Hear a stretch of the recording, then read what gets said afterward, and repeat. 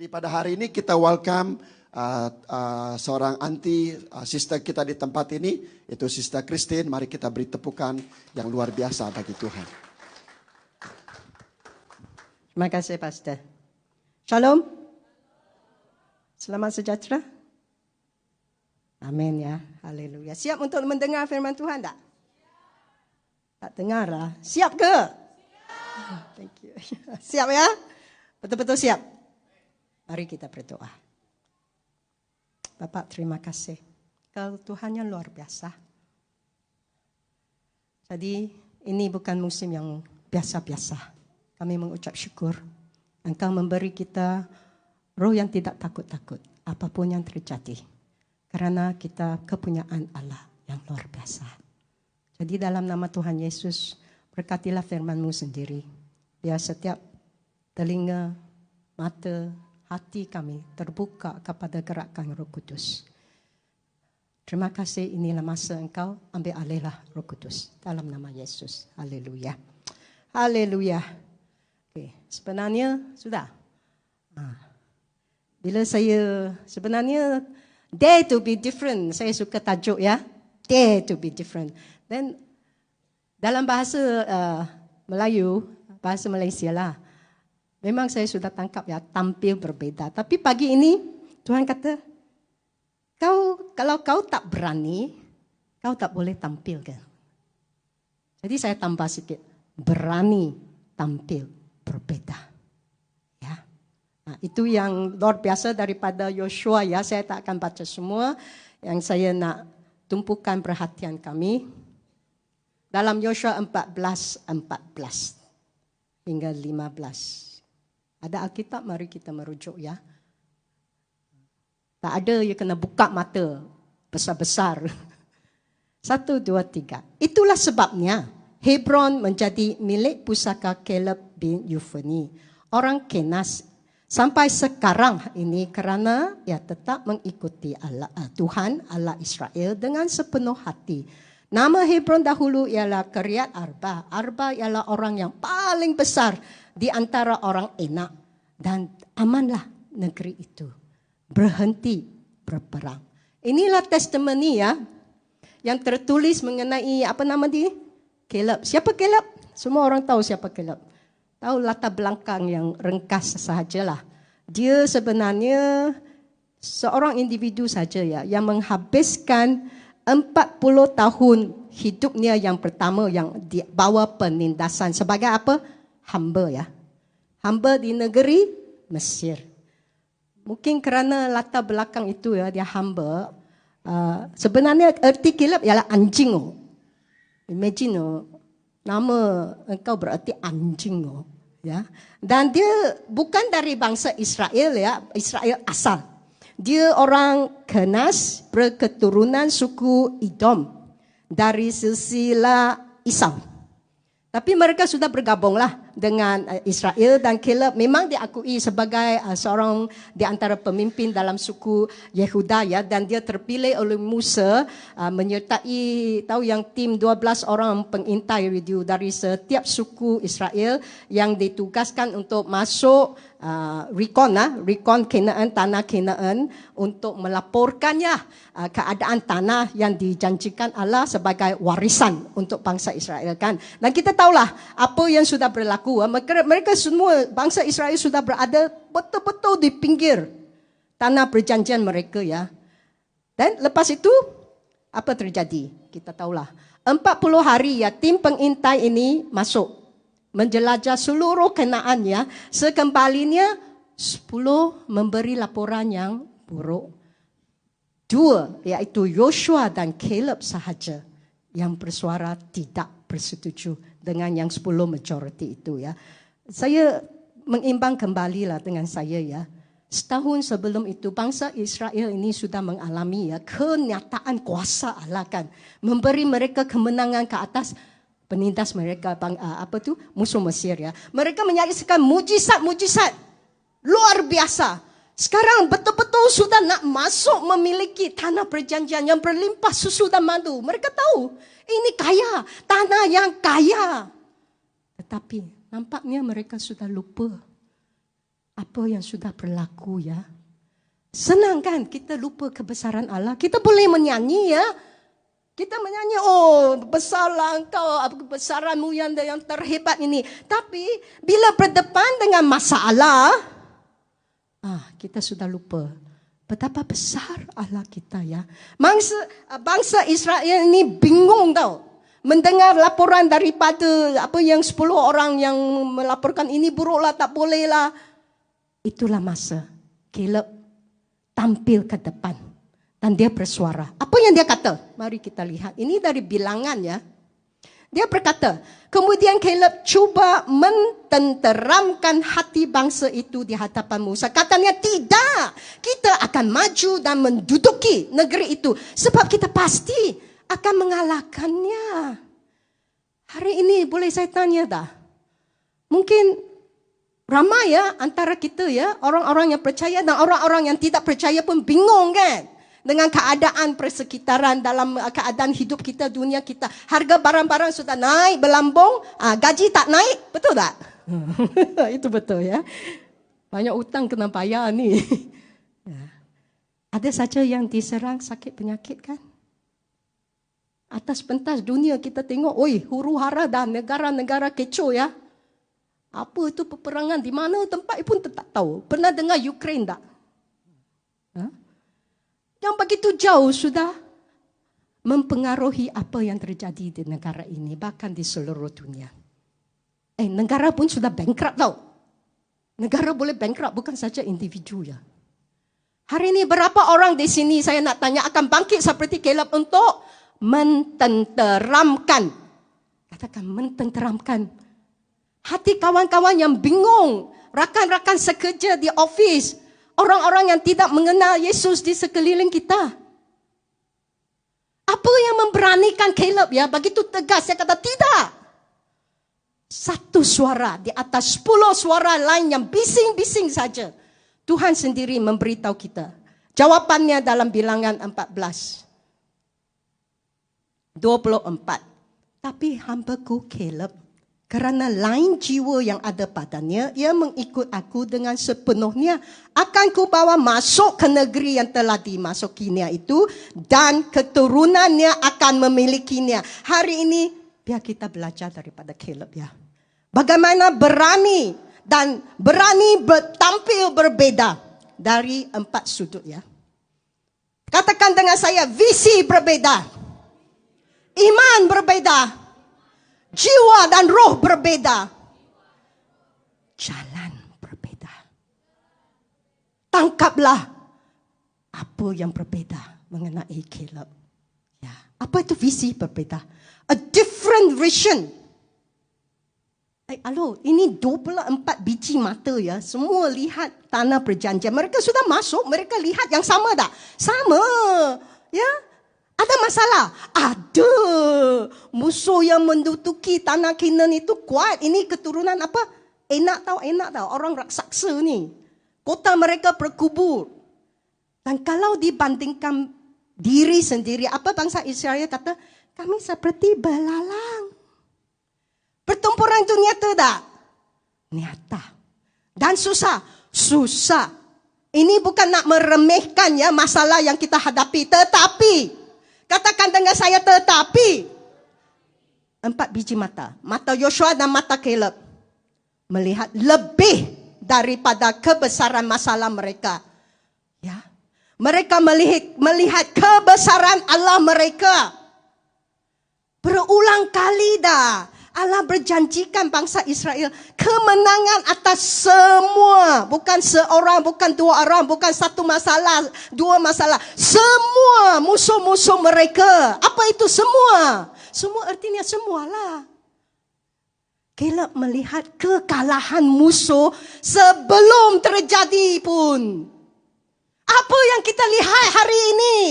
Saya tahu kita semua ada masalah. Buang sahaja. Lihat yang lebih besar. Allah kita yang lebih besar. Katakan amin. Firman Tuhan sebenarnya ya. Terang-terang sudah memberitahu kita tentang akhir zaman ini. Pasti akan datang kesusahan. Jadi kenapa kita macam lembik-lembik lah. Ayo susah sangat ni. Sebenarnya ya, banyak yang boleh menakutkan kita kalau kita baca sahaja senarai apa yang Yesus sendiri berkata dalam Matius 24. Apa yang akan tertimpa ke atas ke dunia ini. Baca sahaja Wahyu. Tak takutkah? Kalau kita orang biasa, kita akan takut. Tetapi, katakan dengan saya, tetapi kalau kita mempunyai visi yang berbeda, lain kerana Allah kita yang berlainan, berdepan dengan apa sahaja keburukan yang betapa buruk pun, sama ada dalam hidup peribadi kita ya, ataupun di dunia kita ini. Kita boleh seperti Paulus, kita mengatakan apa? Yang lagu yang kita nyanyi ini, ya. Apa dia? Tetapi dalam semuanya itu kita lebih dari pemenang. Oleh Dia yang telah mengasihi kita, jadi kita tak takut. Ini bukan kata menafikan masalah ya. Ini mengakui ada masalah, tetapi kita tidak takut. Kita tak takutlah apa-apa raksasa pun. Kerana kita dapat melihat kemenangan. Sebelum terjadi apa-apa, siapa mengerti katakan kuat-kuat amin. Inilah visi yang berbeda. Hari ini boleh saya galakkan. Buka mata seperti Caleb. Lihat yang berlainan ya. Hal yang nombor 2. Iman yang berbeda. A different faith. Apa itu iman? Ibrani sudah memberitahu kita ya. Iman itu adalah apa yang bukti dari segala sesuatu yang tidak kita lihat. Asas. Apa asas iman Caleb? Saya korek-korek apa yang kenapa dia begitu tegas imannya ya? Teguh. Dia berdasarkan iman atas Allah yang telah berjanji itu saja. Dia tidak perlu ya apa-apa mujizat terjadi dalam hidup dia pun. Kan seringkali ini mengajar saya. Seringkali ya, saya nak melihat sesuatu terjadi tau. Saya mengejar mujizat itu ya. Walhal sebenarnya kita hanya perlu mengejar apa? Dia yang melakukan mujizat. Jangan kita kejar mujizat. Iman yang berbeda berdasarkan 2 Korintus ya, 1:20. Dalam segalanya, Kristus adalah ya, katakan ya. Ya dan amen. Ya dan amen adalah janji Tuhan. Ya. Tapi iman yang berbeda ini ya tak senang tahu. Pasti diuji. Tengoklah dalam bilangan. Saya kutip daripada bilangan ya.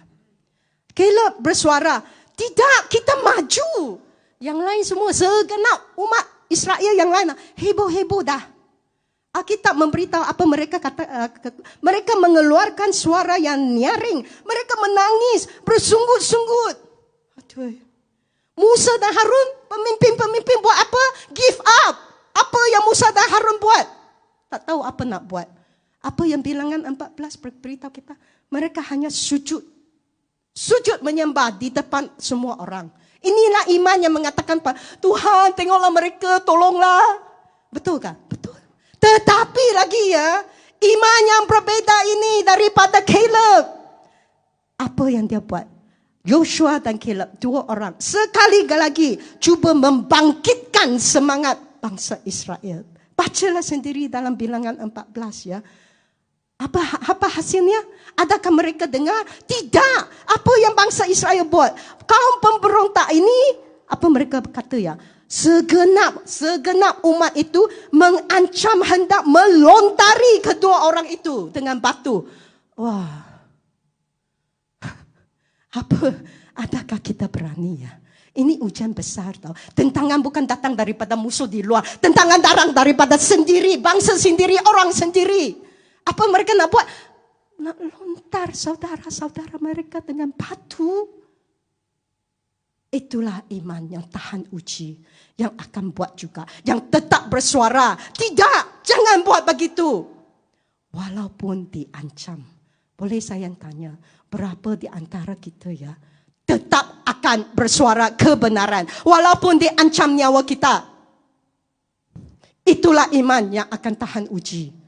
Dan iman yang berbeda juga fokus kepada yang lebih besar. Halo, ini bukan semata-mata hal pribadi. Engkau kata boleh, saya kata tak boleh. Ini bukan antara individu ya. Perselisihan pendapat. It's okay lah, we agree to disagree. Tidak, ini lebih besar daripada itu. Ini adalah apa? Mengenai pelaksanaan rencana Tuhan untuk satu bangsa yang terpilih untuk masuk, memiliki destiny dan warisan mereka. Dan saya katakan di sini ya, iblis akan selalu cuba mengacau, menghalang pengenapan rencana ilahi dalam hidup kita, dalam bangsa kita, dalam negara kita. Dan ia akan memakai juga orang-orang sendiri. Sedarlah, tapi kita fokus kepada yang lebih besar. Iman yang berbeda artinya kita berani juga maju. Untuk apa? Bukan nak tunjukkan kita hebat, untuk merealisasikan janji Tuhan. No matter what, no matter who. Bolehkah kata dengan saya, no matter what, no matter who. Yang seterusnya ya, itulah visi berbeda, iman berbeda, jiwa atau roh yang berbeda. The different spirit, ya. Roh yang dalam Caleb tak sama dengan roh yang dalam yang bangsa Israel yang lainnya. Kita tahu ya, 1 Korintus 2:12 mengatakan, kita yang sudah percaya tidak menerima roh dunia, tapi roh yang berasal dari siapa? Dari Allah. Kenapa Tuhan memberikan kita Roh Kudus? Nak syok-syok sendiri kan, nak lakukan mujizat itu semua sudah ada. Tetapi adalah untuk mengetahui 3 kebenaran dalam Roma. Kita diberikan Roh Kudus supaya semua orang yang dipimpin Roh Allah adalah anak. Katakan saya anak Allah nih. Ya, ini 3 kebenaran. Roh Kudus yang memeteraikan kebenaran. Nombor 1, kita adalah anak Allah. Nombor 2, sebab itu kita tidak menerima roh apa? Perbudakan yang membuat kita takut jadi lagi. Kerana kita anak Allah, kita tak akan takut lagi. Nombor 3, jika kita adalah anak, kita adalah ahli waris. Halo. Tahu tak kalau ibu bapa ya, kalau ibu bapa engkau kaya ya, bagi apa tu will tahu, wasiat ya. Bagi siapa? Bagilah anak. Ya, kita adalah ahli waris, artinya orang-orang yang berhak. Katakan saya berhak nih menerima janji-janji Allah. Inilah roh yang berbeda. Yohanes menyimpulkan ya. Dalam 1 Yohanes 4:4 dia kata apa? Roh Allah yang ada di dalam kami lebih besar. Berapa besar roh Allah dalam kita ni? Tengok masalah, aduh. Sedarlah apa kebesaran roh dalam kita. Kerana manusia bertindak mengikut roh yang ada ya dalam diri kita ni. Caleb yang meresponi roh Allah yang dalamnya. Dia bertindak, cara dia berfikir, cara dia bertindak tidak sama. Kerana roh Allah itu berbeza dengan mereka yang masih ikut roh dunia. Yang tidak mengenal. Kenapa yang Caleb tidak takut ya? Kerana dia yakin 2 perkara. Apa itu? Identity. Siapa dia? Saya ini anak Allah. Dan posisi sebagai ahli waris. Ini bukan apa-apa nak heboh ya. Tapi bila kita mengenal identiti dan posisi, ini roh berbeza yang membawa Caleb dan kita ke jalan yang berbeza. Kalau kita tidak sedar, kita akan terjerumus saja, tak boleh naik. Kerana kita tak faham apa posisi kita. Jalan berbeza, different way. Apa yang kita mengatakan? Caleb tetap mengikut Tuhan Allah Israel. Tapi bukan saja tetap mengikut. Kita semua tetap mengikut kan. Alkitab mengatakan, Caleb ikut dengan sepenuh hati. Sepenuh hati artinya apa? Penterjemahan harafiahnya ya, pelik sekali. Saya baca-baca apa artinya ya. Arti itu ialah digenapi untuk berjalan di belakang saya. Yaitu dalam bahasa Inggris, fulfilled to walk behind me. Belakang, bukan depan. Caleb tidak pernah beranjak mendahului Tuhan. Tahu apa? Going ahead of God lah. Kita ingat kita sudah tahu jalan, kita masuk sajalah. Kita terus saja. Dan kita doa, Tuhan tolonglah berkati jalan saya. Ini presumption, anggapan ya. Kita tahu apa yang baik. Boleh saya katakanlah, domba ikut siapa? Domba ikut gembala kan? Bukan gembala yang ikut domba ya. Askar ikut siapa? Askar ikut komander dia lah. Komander cakap tidur, dia tidur. Komander cakap bangun, dia bangun kan? Dia tak boleh buat suka-suka. Murid ikut siapa? Cikgu lah. Jadi bagi saya ikut dengan sepenuh hatilah mengandungi yang 3 sifat ini. Katakan dengan saya, ikut sepanjang jalan. Follow all the way. Nombor 2, ikut dengan ikhlas. Follow sincerely. Nombor 3, ikut dengan sukacita. Follow joyfully. Ya, apa itu follow all the way? Ikut sepanjang jalan ya. All the way. Ini yang betul-betul saya sendiri yang disabitkan. Saya tanya sendiri, bagaimana saya ikut Tuhan ya? Dan saya perhatikan ya, inilah corak. Jangan kita ikut macam ini ya. Jangan kita ikut. Kenapa sudah? Tak boleh dah, tolong. Tak jalan dah, siaran tergendala sebentar. Ikut jalan lama, ikut jalan biasa. Jangan ya, jangan. Bangsa Israel sekarang berdepan dengan tanah perjanjian. Tempat mereka tidak pernah lalui. Mereka nak buat apa? Retreat, nak mundur. Tak nak jalan ya, ke depan. Caleb kata apa? Let's go man. Hanya sekali dia masuk ya. Semua mereka masuk yang 12 pengintai itu. Masuk, kaki sudah menginjak pun.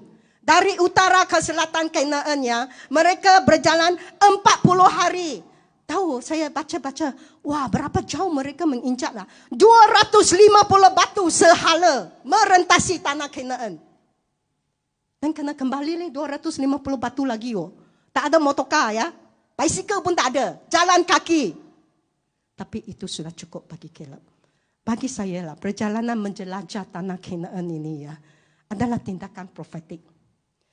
Masuk memiliki, yaitu pengenapan janji Allah kepada bangsa Israel.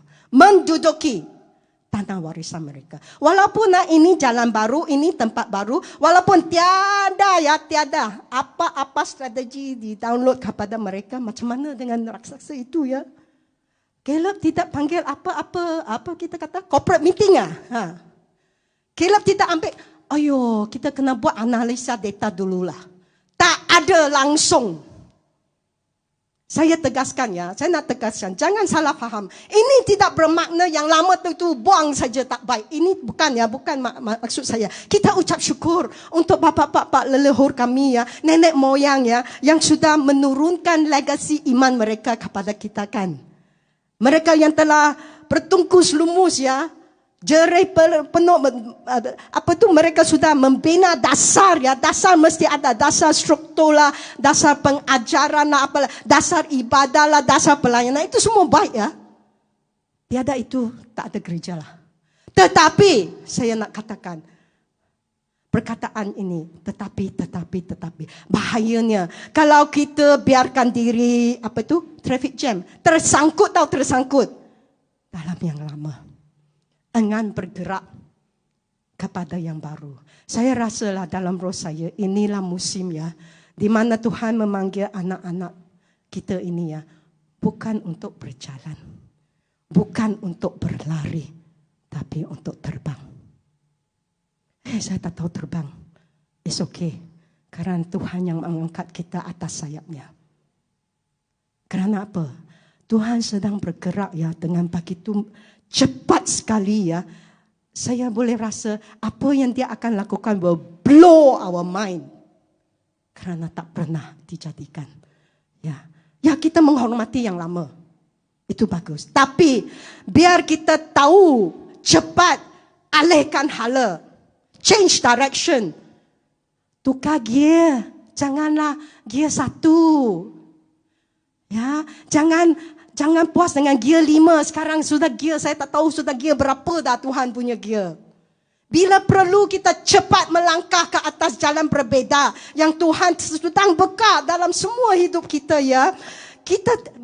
Tapi yang saya nak katakan, kita tidak berubah kerana kita nak berubah. We do not change for the sake of changing. We change for God's sake. Change for God's sake. Demi Allah yang telah memulakan musim perubahan. Ya, boleh katakan amin tak? Jadi jangan ikut jalan lama, ya. Jangan ikut juga, ya. Dengan apa? Separuh hati. Hati yang terbahagi, tahu divided tak? Inilah orang yang dari jauh, ya, nak ikut dari jarak jauh. Ingat lagi Petrus tak? Apa yang dia buat? Apabila Yesus ditangkap, dihadapkan kepada pihak berkuasa sebelum penyalibannya. Di mana yang Petrus? Di luar, ya. Di luar. Inilah orang, ya, yang kata, saya pergi gereja, ya, setiap hari Ahad 52 kali setahun. Cukuplah. Sudah temui Tuhan di gereja mah. Tapi yang dari Isnin sampai Sabtu saya punya hidup lah, saya punya masa lah, okey, ya. Itu separuh lah. Atau kita seperti ingat lagi tak Raja Saul? Kadang-kadang ikut, kadang-kadang tidak ikut. Tak stabil, ya. Mungkin kita pernah fikir juga macam ini. Okey, ada 10 hukum, ada banyak perintah ini dalam Alkitab, ya. Saya sudah baca semua. Saya fikir, ya. Okey, saya ikut yang senang sekali. Saya doa. Yang lebih susah sikit, macam untuk saya nak berpuasa. Esoklah, lusalah. Itu saya, ya. Saya mengakui. Tapi sebenarnya separuh bukan sepenuh, ya. Separuh bukan sepenuh. Tuhan memanggil itu pemberontakan. Wah, hati saya tertusuk. Rebellion, no. Yesus menegur, ya. Ingat lagi orang-orang Farisi dalam Matius, kerana mereka tertumpu kepada apa? Mereka ikut tak? Ikut. Setia saja, beri persepuluhan, ikut semua itu. Tapi apa Yesus kata? Mereka tidak mengesah keadilan, belas kasihan dan kesetiaan. Tuhan berfirman, satu harus dilakukan. Yang lain jangan diabaikan. Itulah, jangan ikut separuh. Nombor 3, jangan ikut dengan syarat. Ini saya, ya. Ini tabiat saya. Apa itu syarat? Conditional lah. Senang saja kita melafazkan dengan mulut, aku akan mengikut Engkau Tuhan. Tetapi, ingat lagi, ya, kisah 3 orang dalam Lukas. Mereka kata, Yesus panggil mereka, ikut saya. Setiap daripada mereka kata, ya Tuhan, saya ikut Engkau. Tetapi, ya, yes Lord, but. Gitulah, memang ada orang yang mau melayani, mau pergi mesti mau, tetap mau. Tetapi sudah berkeputusan, tempat macam ini, ya, saya tak mau pergilah. Bangsa ini, ya, bukan saya punya calling lah. Negara itu, saya tak mau pergi. Itulah condition, ya. Ya Tuhan, tetapi, ya, tertakluk kepada syarat-syarat tersendiri. Bila saya, jangan salah faham, bila saya highlight semua ini, sebenarnya saya menuju teguran kepada saya sendiri, ya. Kerana seringkali tanpa disedari pun, ya, saya juga begitu rupa. Biar kita ingatlah, apa itu hati yang ikut Tuhan sepanjang jalan. All the way means what? Menyerah kepada Tuhan 100%, ya. Menyerah. Tidak takut buat apa yang belum pernah dibuat oleh sesiapa. Tidak terbahagi dan tidak pilih-pilih sendiri, ya. Dan hal nombor 2, ikut Ikut all the way. Ikut dengan ikhlas. Follow sincerely. Tahu itu sincere. Senang saja ya. Mula kita nak kata, saya ikut Tuhan. Tapi sebenarnya hati ini tak engage tahu. Tahu tak? Macam orang Farisi. 700 lebih peraturan hukum Taurat. Mereka sudah tambah atas 10 hukum. Mereka ikut semua. Ikut. Ikut daripada apa? Untuk apa? Menunjukkan. Kita ni orang saleh. We are holy people. Ya. Itulah ikut. Tak ikhlas dah. Kerana motif sudah salah. Inilah apa yang Inggeris kata the religious spirit tahu. Spirit yang roh keagamaannya. Yang ikut hanya kerana ini kita perlu buat lah. Kerana expected lah. Kita orang Kristian mesti buat begini. Itulah religious spirit. Atau yang favourite lah. Kita kena buat lah. Pastor yang cakap. Kenapa kita buat apa yang kita buat? Kalau kerana pastor, kalau kerana gereja, kalau kerana expected, motif sudah salah ya. Janganlah kita macam orang Farisi ya. Telah dikatakan, saya suka ini lah. Orang mengatakan ya, banyak gereja ya menayangkan apa tu? Cross, kayu salib atas bangunan kan. Kau pernah tengok tak? Besar-besar punya cross. Atau atas mimbar juga ada ya setengah ya. Tak ada salah ya.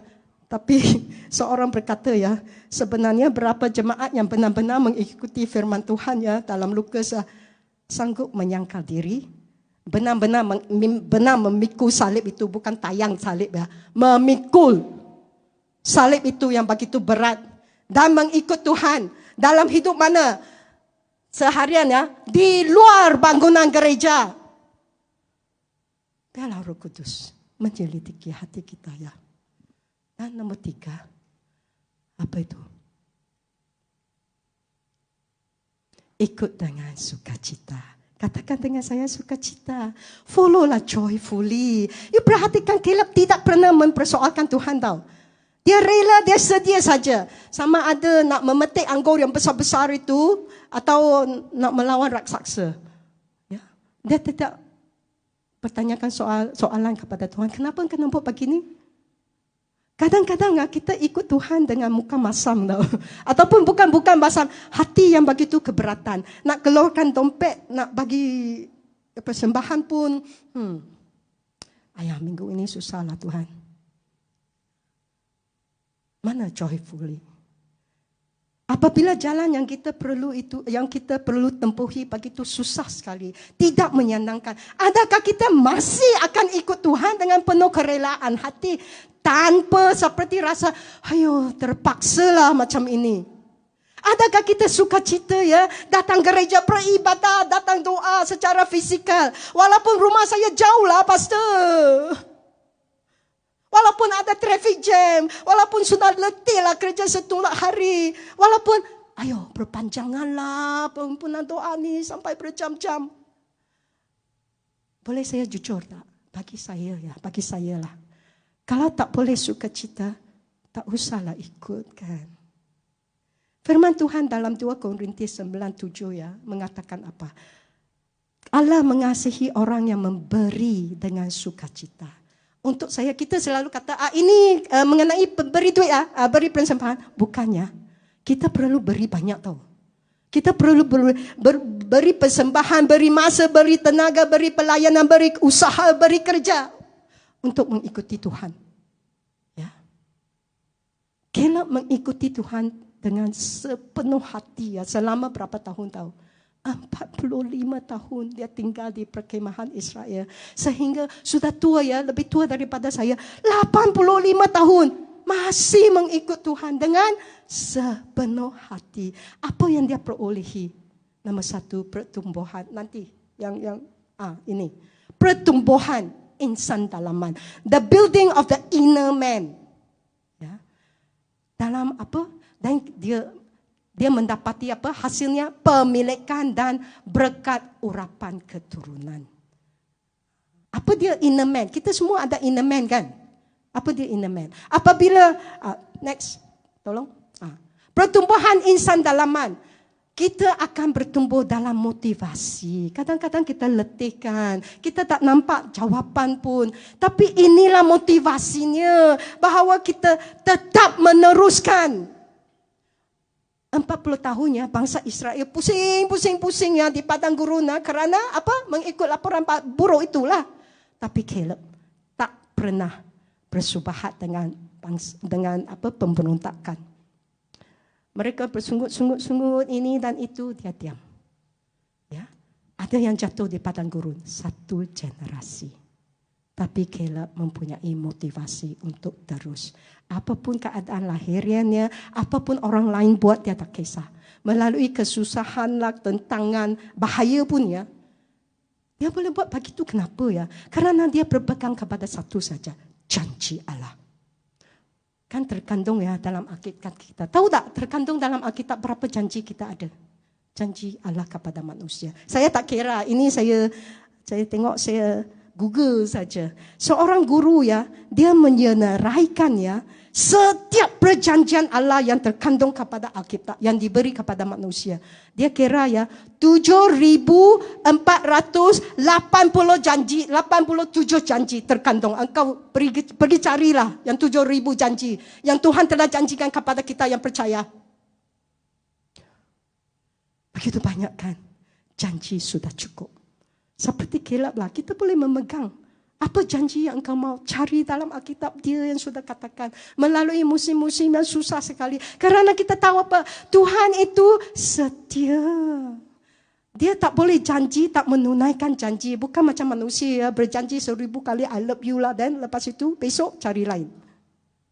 Dia bukan manusia ya. Janji 7,000 itu, 400 itu mesti terjadi. Kerana Ibrani mengatakan apa? Marilah kita teguh berpegang kepada pengakuan. Sebab ia yang menjanjikan ialah setia. Itu sudah cukup bagi Caleb ya. Nombor 2. Ini akan, macam mana kita bertumbuh?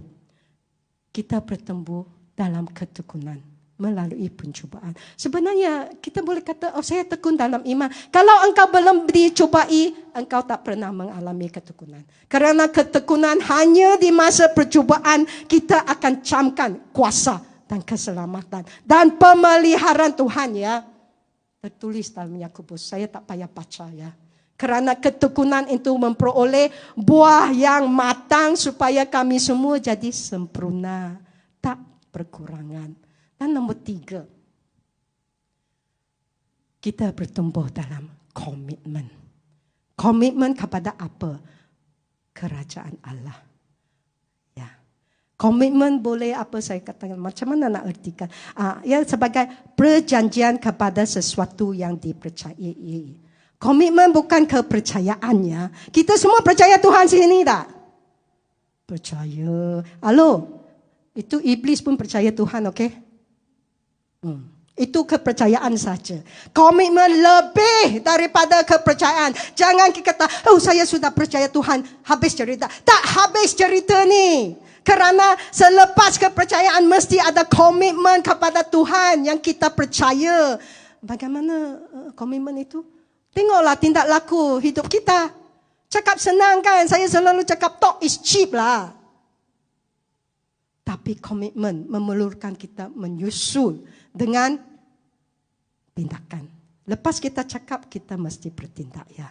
Komitmen mengakibatkan apa itu? Pertumbuhan dalam lah. Ya. Kita tidak lagi hidup ya untuk menyenangkan diri kita. Kita hidup menyenangkan Dia. Bukan menyenangkan manusia juga ya. Kita hidup menyenangkan Dia yang terlebih dahulu telah mengasihi kita ya. Supaya Kolosian berkata apa? Supaya hidupmu menjadi layak, berkenan kepadanya. Dan engkau memberi buah.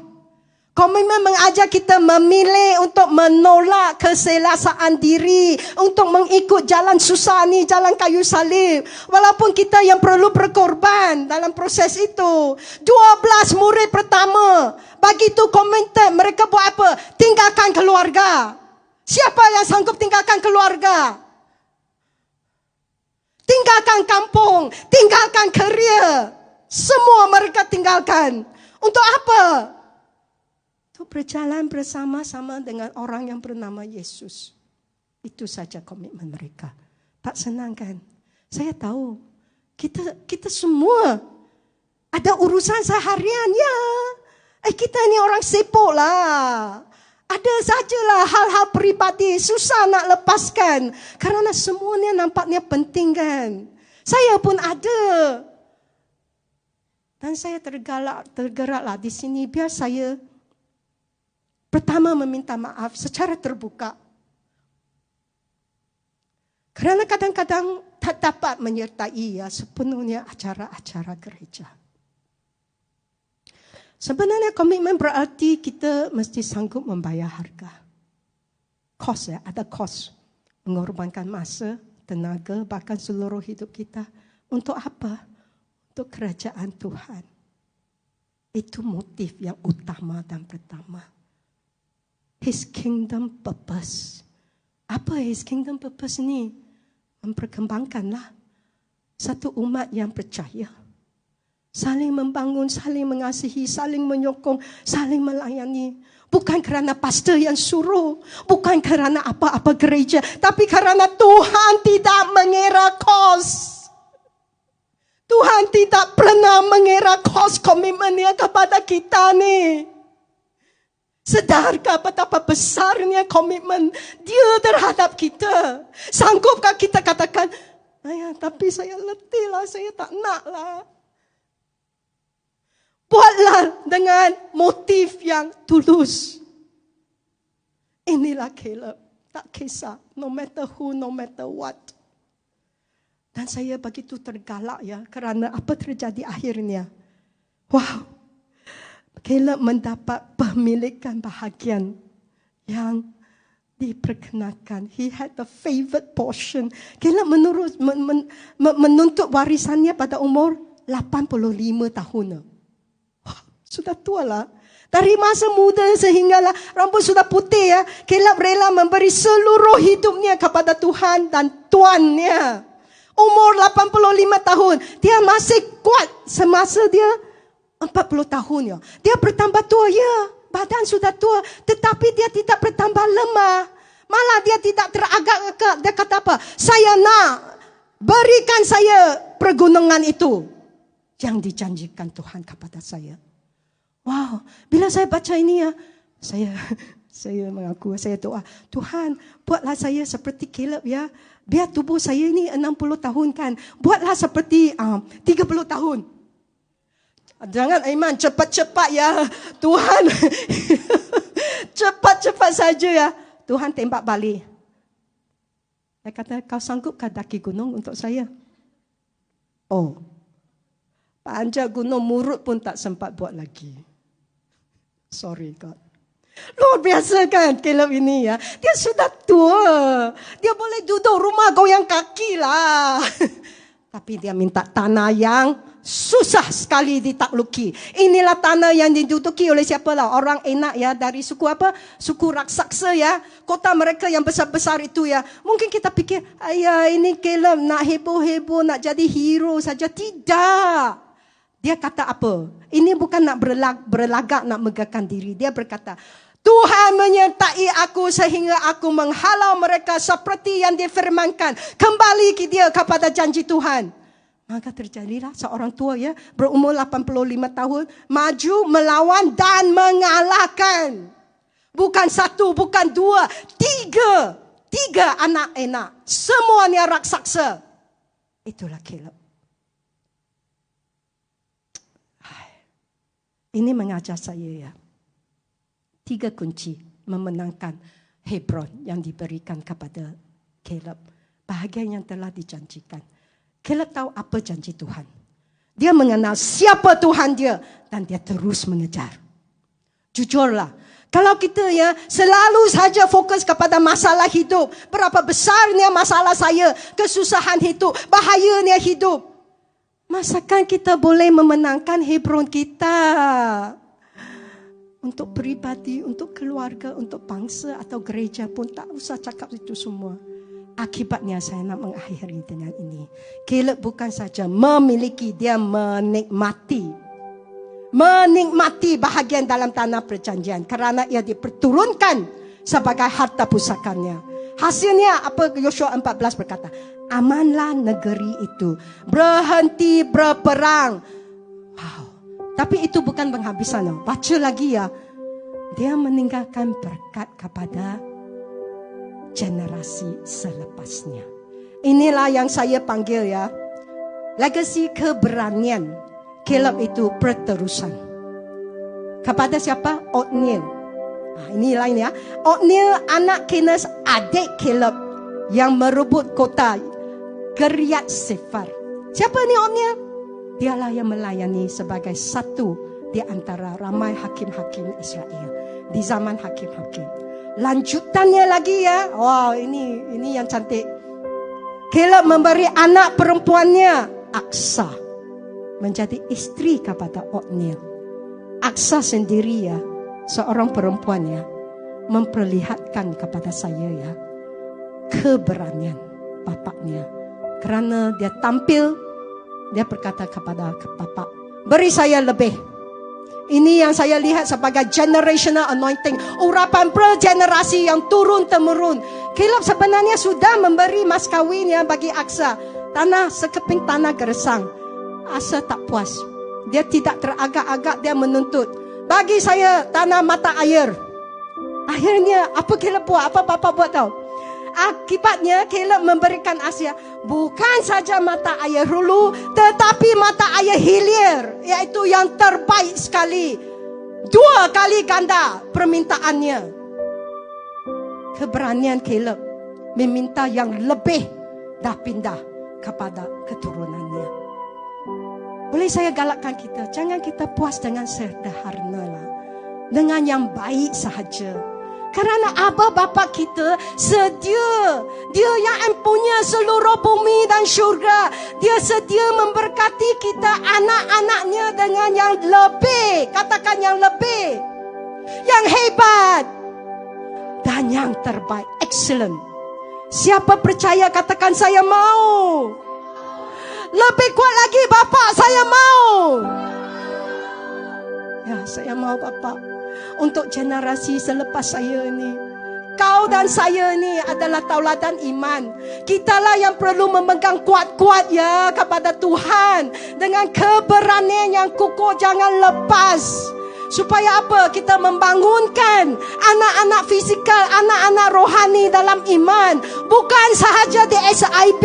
Halo, tengok besar-besar. Tengoklah di mana saja Tuhan mengutus kita.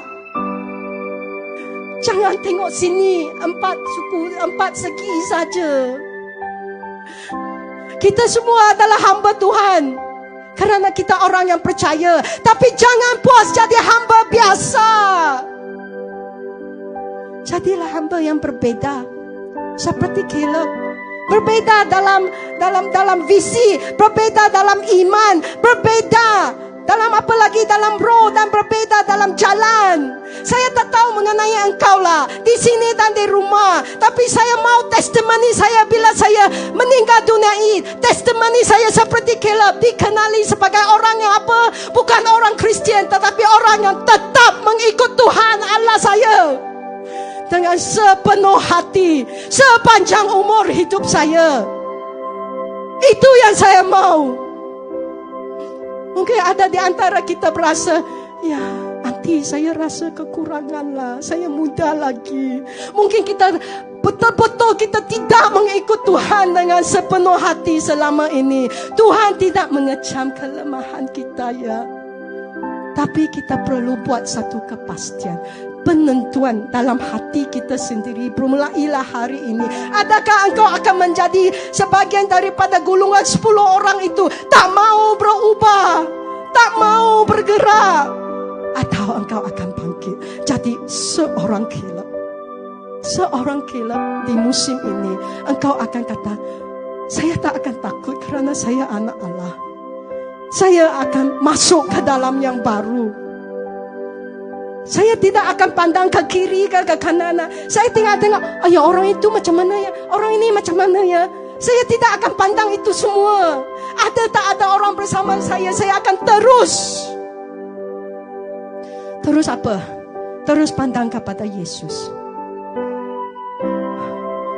Saya akan jadi seorang Caleb yang berani menuntut dan berjuang untuk bahagian milik pusaka yang dijanjikan bagi bahagian saya. Hari ini sanggupkah engkau menjadi seorang Caleb Tuhan? Kalau hati engkau tergerak saat ini, boleh saya ajak kami semua berdiri.